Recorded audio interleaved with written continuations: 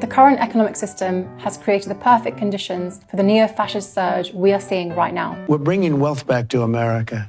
That's a big thing. We want to have a future for the next generation here. We're the party of the workers. We know how hard it is. We know how people are suffering. Since the 1980s, deregulation, privatization, and cuts to public services have supercharged inequality, leaving everyday people exposed to economic chaos, while a few crazy billionaires monopolize wealth and power. Studies show that people facing job precarity and financial instability are more likely to support extremist ideologies. This was evident in Germany, where the far-right Alternative for Deutschland doubled its support to 20%, with many voters citing inflation and rising living costs as key concerns. Similarly, in the United States, exit polls showed that many Americans voted for Donald Trump due to frustrations over inflation and the cost of living crisis. That's why we desperately need anti-fascist economics, according to economist Isabella Weber, who coined the term. Anti-fascist economics lays out how to remove the economic instability that fuels extremist right policies. Firstly, on inflation. What's happening? You're blowing up like a balloon! Like a blueberry.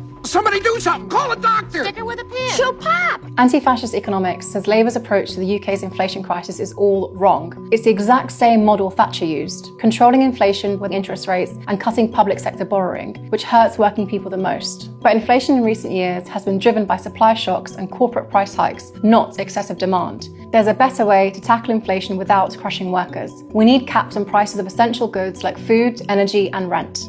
Secondly, public services. Countries with strong healthcare, housing, and education systems see less support for the far right. An anti-fascist economic policy invests in services that actually keep communities afloat: housing support, community centres, youth centres, and the NHS. And finally, anti-fascist economics calls for stronger labour rights, secure jobs and fair wages, banning exploitative contracts, expanding union protections, and enforcing living wages, going beyond what Labour has implemented. Fascism thrives on crisis, fear, and insecurity. Anti-fascist economics can cut off its fuel supply. The current approach risks deepening the far-right's hold on the public imagination. A real left alternative must prioritise economic security for working people and not shy away from making the case for anti-fascist economics, which would create a fairer and more secure society for everyone.